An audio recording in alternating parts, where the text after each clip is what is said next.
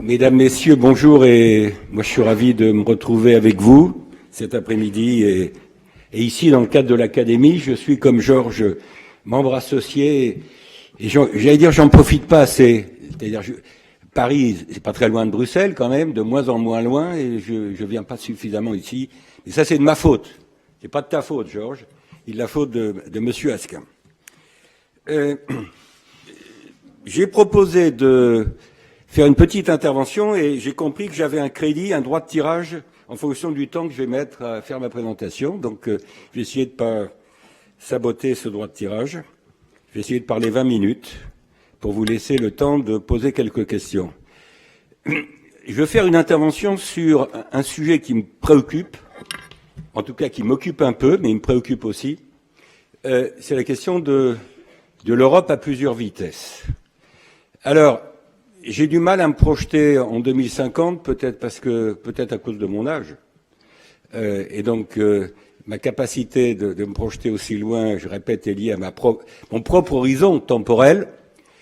Et je prétends pas que tout ce que je vais dire vaudra en 2050. Moi, je fais toujours une remarque. Notre capacité de nous projeter dans l'avenir est différentielle. Je sais à peu près ce que sera la pyramide des âges en France ou en Belgique dans 10 ans. Je ne sais pas bien ce que sera le taux de change euro contre dollar dans 5 jours. Bon, et donc, quand on parle de 2050, évidemment, ça rejoint ce débat sur la capacité différentielle que nous avons de nous projeter dans l'avenir. La démographie, chers collègues, chers confrères, c'est un des socles lourds. Et encore, même en démographie, je constate que parfois, à long terme, on se trompe parce que on a du mal à anticiper la volatilité des comportements de fécondité et l'immigration, le sol migratoire. Donc, même la démographie, qui est peut-être le domaine de l'économie le plus solide pour se projeter dans l'avenir, est un domaine compliqué. Alors, l'Europe à plusieurs vitesses, je vais traiter 3 points, forcément rapidement. Premier point, ce que j'appelle l'état des lieux. Pourquoi je parle de l'Europe à plusieurs vitesses aujourd'hui et quelle est ma prospective sur ce sujet de l'Europe à plusieurs vitesses. Il y a un problème? Non, j'ai pas de slide, mais je vais. Non, c'est parce que le slide ennuyait les gens, ça les dit. Oh bon, oui. Non, j'espère qu'on. Merci, t'es sympa. J'espère qu'on peut encore en 2015 faire expert sans passer par des slides, mais j'en suis pas sûr. Donc, je disais, premier point, vous parlez de cette Europe à plusieurs vitesses et un peu la prospective. Deuxième point, vous montrez les défis que ça fait naître, cette Europe à plusieurs vitesses. Et à partir de là, terminer par un troisième point sur, au fond, que faire dans le contexte que je vais rappeler. Que faire? Donc, je vais être un peu normatif dans cette dernière partie. Pour un horizon à la fois court et sans doute à moyen terme également. Je ne sais pas si mes recommandations valent jusqu'en 2050, certainement pas. Premièrement, pourquoi parler de l'Europe à plusieurs vitesses aujourd'hui, en 2015? Je suis très frappé de ce que beaucoup de gens vous disent, on va vers une Europe à plusieurs vitesses. Ce à quoi je réponds, il n'y a pas besoin d'y aller, nous y sommes déjà. Nous sommes dans une Europe à plusieurs vitesses. Donc c'est pas un pari sur l'avenir, c'est un constat de la réalité. Nous sommes dans une Europe à plusieurs vitesses ou à géométrie variable. Je prendrai les deux expressions de manière synonyme. Plusieurs vitesses, multispeed en anglais, géométrie variable également utilisée en français. Alors, pourquoi je dis que nous y sommes? C'est parce que, au fond, par rapport à la question du fonctionnement de l'Europe, à la question très importante de la gouvernance européenne, question à mon avis centrale, nous constatons que nous avons des aires de référence qui aujourd'hui sont multiples, des champs géographiques de l'intégration européenne qui sont multiples, donc pas uniques, et des statuts qui accompagnent ces aires de référence multiples. Je vais juste vous donner quelques illustrations, mais la liste pourrait être beaucoup plus longue. Bon, évidemment, je pars du marché unique, aujourd'hui, 28, tous les pays de l'Union européenne. L'euro, 19, aujourd'hui. depuis que la Lituanie est arrivée au début de l'année 2015. Bon, ça, c'est une question centrale sur laquelle je reviendrai, l'articulation entre la zone euro et le marché unique, c'est-à-dire et l'Union européenne. Troisième exemple de référence, Schengen. Il est clair que le drame des migrants conduit aujourd'hui à se replonger dans Schengen. J'avoue que je connaissais pas tout ça par cœur, j'ai regardé un peu. Aujourd'hui, Schengen, c'est 26 pays qui sont dans l'espace Schengen. Et dans les 26 pays, vous avez 22 membres de l'Union européenne et 4 membres de l'espace économique européen, non membres de l'Union européenne. La Suisse, la Norvège, le Liechtenstein, et puis un quatrième que j'oublie, qui ne doit pas être très loin, l'Islande. Voilà, 4 pays. Donc Schengen, c'est 26.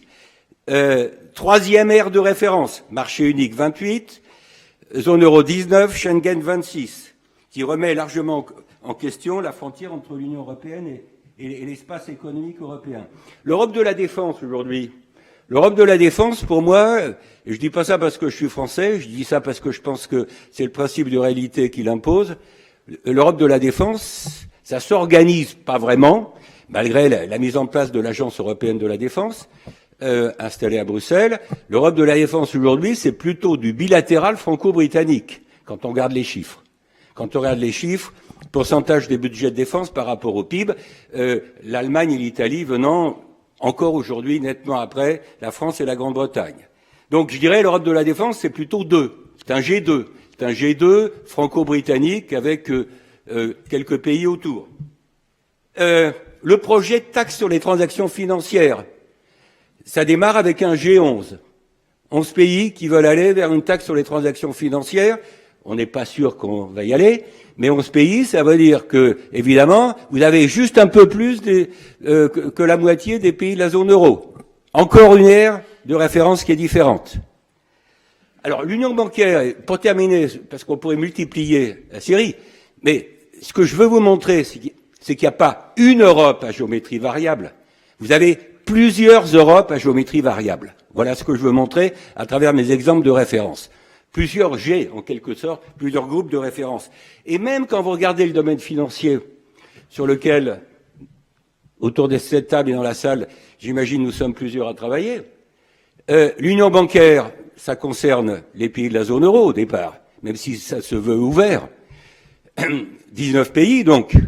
Et l'union des marchés de capitaux, qui est un des sujets de 2015-2016, ça concerne l'Union européenne. Comment est-ce qu'en matière financière, alors que l'union des marchés de capitaux, ça se veut d'une certaine façon pour les marchés, le complément, l'addition à l'union bancaire, les deux projets n'ont pas la même aire de référence géographique. Bon, on est là-dedans. Et pourquoi est-ce qu'on est là-dedans? Pas besoin d'insister. Je pense que c'est la conséquence d'un événement que je ne regrette pas pour ma part, sans doute inévitable, c'est cette situation d'avoir plusieurs Europes à géométrie variable ou à plusieurs vitesses, c'est, à mon sens, la conséquence d'un processus inéluctable qui s'appelle l'élargissement. Il est clair, quand on était 6 au démarrage, il n'y avait pas tellement de champ pour l'Europe à plusieurs vitesses. Aujourd'hui, à 28, compte tenu de l'hétérogénéité, non seulement au sens économique du terme, mais également, j'allais dire, au sens géopolitique, au sens social, au sens culturel. Je crois beaucoup, Georges, à la nécessité de relier de plus en plus l'économique et le culturel. Donc tout ce que tu as dit sur le culturel, comme on dit à la télé, j'achète, si je puis dire. Bon, donc moi je veux pas mettre en cause l'élargissement qui avait sa raison d'être, y compris politique quand ça a été fait, mais je dis la conséquence de cet événement inéluctable, ça a été de nous installer aujourd'hui dans cette réalité qui est la multiplicité d'Europe à géométrie variable ou à plusieurs vitesses.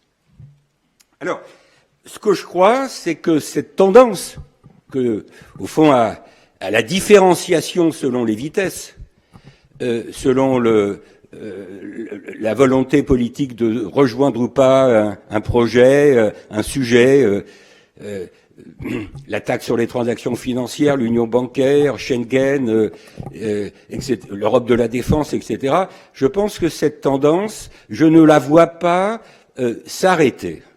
et ni régresser. Il me semble que si je dois me projeter dans l'avenir, alors c'est pas 2050, mais c'est plutôt les années qui viennent, il me semble que cette tendance à la différenciation, je ferai le pari qu'elle va plutôt continuer. C'est le pari que je ferai. Je ne peux pas en faire de démonstration scientifique puisque, par définition, il s'agit de se projeter dans l'avenir. Alors, voilà ce que je voulais rappeler. Deuxième point.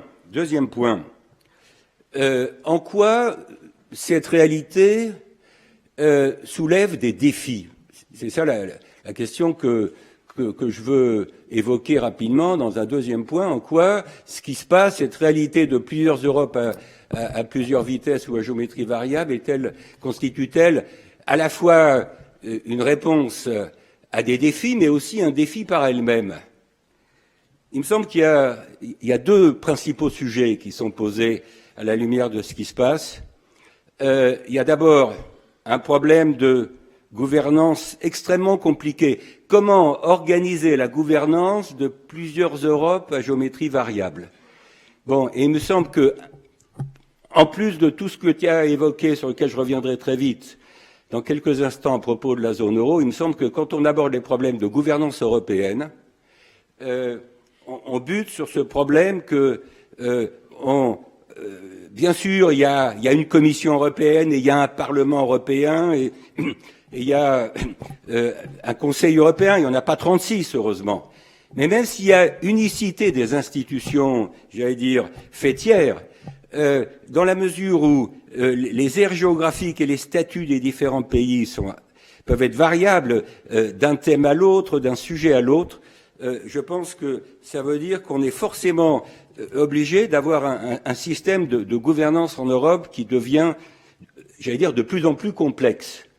Et en multipliant en quelque sorte les aires de référence, on est amené, dans le meilleur des cas, à essayer de traiter des problèmes de coordination quand on traite ces problèmes de coordination, parce que parfois les différents thèmes que j'ai évoqués sont abordés de manière parallèle, sont toujours qui soient reliés.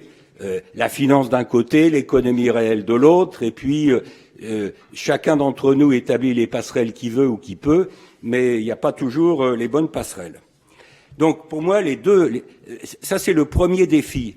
Le deuxième défi qui apparaît avec la multiplication, l'affirmation de cette Europe, ou plutôt de ces Europes à géométrie variable, c'est que je pense que ça remet fondamentalement en cause la notion même de marché unique. Je vous donne un exemple. L'union bancaire, moi je suis pour. J'imagine que si on faisait un vote, il y aurait peut-être des gens contre, mais enfin il y aurait une majorité pour. L'union bancaire, on est 19, c'est la zone euro. Comment est-ce que l'union bancaire va être compatible avec le marché unique des services bancaires et financiers qui concerne 28 pays? Bon, problème. Et là, je ne suis pas toujours les Britanniques dans leurs propositions et dans leur point de vue, mais je veux dire, je pense que les Britanniques tiennent un bon point, même si à côté, je pense qu'ils ne sont pas toujours de bonne foi ou qu'ils tiennent de mauvais points, mais le bon point qu'ils soulèvent du côté britannique aujourd'hui, quand ils abordent le problème de l'avenir de l'Europe, c'est qu'ils commencent toujours par aborder le problème de l'avenir du marché unique. On est dans une sorte de contradiction dans le processus européen, c'est que l'Europe a commencé comme un marché unique qui s'appelait à l'époque le marché commun. L'Europe a commencé comme un marché unique, mais pour avancer, il lui faut en quelque sorte faire des pas en avant qui risquent de remettre en cause la notion même de marché unique. C'est un peu là la contradiction européenne. Et ça rejoint ce que je disais sur l'articulation entre la zone euro et l'espace du marché unique, entre les 19 aujourd'hui et les 28. Ce problème, il est toujours posé évidemment en particulier par les pays qui sont out, comme la Suède, la Grande-Bretagne, sans oublier un pays comme la Pologne, qui joue un rôle croissant, à mon sens légitimement croissant, dans le débat européen, et qui peut d'ailleurs avoir des positions différentes, heureusement d'ailleurs pour les pays in, des positions différentes de la Grande-Bretagne ou de la Suède. Je termine par mon troisième point, c'est à la lumière de cette interprétation de l'évolution du processus européen, qu'est-ce qu'il faut faire? Qu'est-ce qu'il faut faire? Quels sont les axes sur lesquels, à mon avis, on pourrait, je dirais pas se mettre d'accord, je cherche pas un consensus, mais au moins avoir un débat. Donc, ce troisième point est plus normatif que les précédents, qui, à mon sens, se voulait relever plutôt du constat. Sur le que faire, premier axe, à mon avis, je pense que le choix posé par Jacques Delors, ou l'arbitrage posé par Jacques Delors il y a 20 ans, quand il était ici à Bruxelles, comme président de la Commission européenne, reste valable. Et je dis pas ça parce qu'il est français. Jacques Delors, il raisonnait vraiment comme citoyen européen et pas comme français. Quand il disait, il y a vraiment un arbitrage à faire entre l'élargissement et l'approfondissement. Et que je pense qu'à la lumière de la crise à la fois mondiale et la crise de la zone euro, on est à nouveau confronté à ce débat sur le trade-off, sur l'arbitrage, et que il me semble qu'on est aujourd'hui vraiment dans une phase qui doit être une phase d'approfondissement, à la fois du côté de la zone euro et du côté de l'Union européenne. Parce que plus on élargit, si on est demain ou après-demain 35 au lieu d'être 28, il est clair qu'en élargissant encore un peu plus, on ouvrira d'autres espaces pour d'autres Europes à plusieurs vitesses ou à géométrie variable. Plus on sera, c'est pas un théorème que j'énonce, c'est une intuition que j'évoque, plus on est nombreux, plus, en quelque sorte, on alimente une Europe à la carte, au lieu d'avoir, en quelque sorte, le même menu pour tout le monde. Et donc, je pense que, même s'il peut y avoir des raisons politiques de faire entrer rapidement tel ou tel pays des Balkans qui aujourd'hui n'est pas dans l'Union européenne, même s'il peut y avoir des raisons politiques de réouvrir à un moment donné le débat sur qu'est-ce qu'on fait vis-à-vis de la Turquie, je dirais pour moi, on est vraiment aujourd'hui, à mon sens, dans les 7 prochaines années au moins, donc je ne vais pas jusqu'en 2050, dans un contexte où il faut que nous fassions la preuve que nous pouvons aller de l'avant, plutôt que d'aller dans une fuite en avant par l'élargissement. Ça, c'est ma première idée.